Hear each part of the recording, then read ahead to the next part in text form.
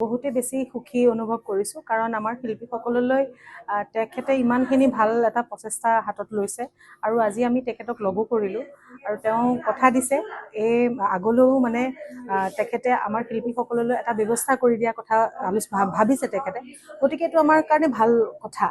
আৰু আমাৰ সৌভাগ্য যে আমি এনেকুৱা এজন CM পাইছোঁ যাৰ আগতে ইমান ভবা নাছিলোঁ যে শিল্পীসকললৈও আগতে বহুতখিনি তেনেকুৱা আমাৰ দুৰৱস্থা গৈছে বহুতখিনি শিল্পীৰ। গতিকে তেখেতে যে ভাবিছে তেওঁক বহুত বহুত ধন্যবাদ জ্ঞাপন কৰিছোঁ আৰু ৰাজীৱ দাৰ পৰিয়ালৰ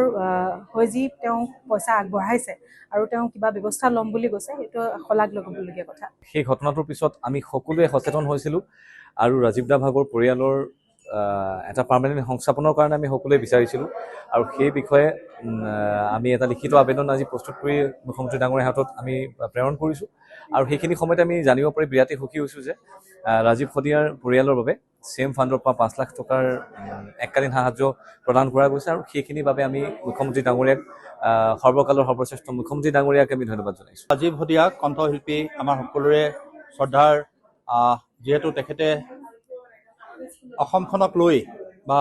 পৰৱৰ্তী সময়ত তেখেতে যিধৰণে গীত পৰিৱেশন কৰিছিল, অসমখনক যিধৰণে ভাল পাইছিল আৰু অসমৰ জনপ্ৰিয় মুখ্যমন্ত্ৰী ডক্টৰ হিমন্ত বিশ্ব শৰ্মা ডাঙৰীয়াই ইতিমধ্যে তেখেতে বাহিৰত কোৰিয়াত আছিল, জাপানলৈ গৈছিল। যিহেতু আপুনি সকলোৱে জানো যে এডভান্টেজ আছামৰ কাৰণে তেখেতে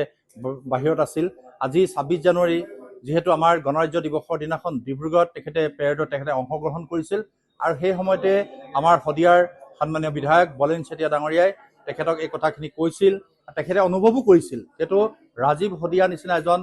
গণশিল্পীক আমি হেৰুৱাত তেখেতো মৰ্মাহত হৈছিল আৰু তেখেতে আমাৰ গোটেই কথাখিনি ব্যক্ত কৰিছিল আৰু তেখেতে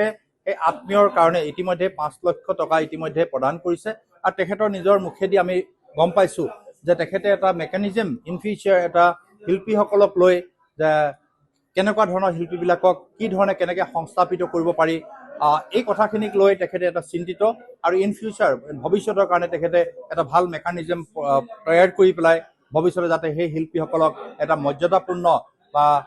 হেৰি দিবৰ কাৰণে মাননীয় মুখ্যমন্ত্ৰী ডক্টৰ হিমন্ত বিশ্ব শৰ্মা ডাঙৰীয়াই এটা চিন্তা কৰাৰ কথা কৈছে আৰু তেখেতে এনেই চিন্তা নকৰে। আমি সকলোৱে জানো ডক্টৰ হিমন্ত বিশ্ব শৰ্মা ডাঙৰীয়া এনেকুৱা এজন মুখ্যমন্ত্ৰী যিজন মুখ্যমন্ত্ৰীয়ে আজি এই কথা ক'লে কাইলৈ তেখেতে তাৰ কাৰণে যে পৰিকল্পনা প্ৰস্তুত নকৰিব তাত আমি নুই কৰিব নোৱাৰোঁ, কাৰণ বিগত সময়ত আমি তেনেকুৱা বহুত দেখি আহিছোঁ আৰু তেখেতে সেইকাৰণে মই ভাবোঁ যে ডক্টৰ হিমন্ত বিশ্ব শৰ্মা ডাঙৰীয়াই আমাৰ শিল্পীসকলক লৈ আমাৰ গায়ক শিল্পী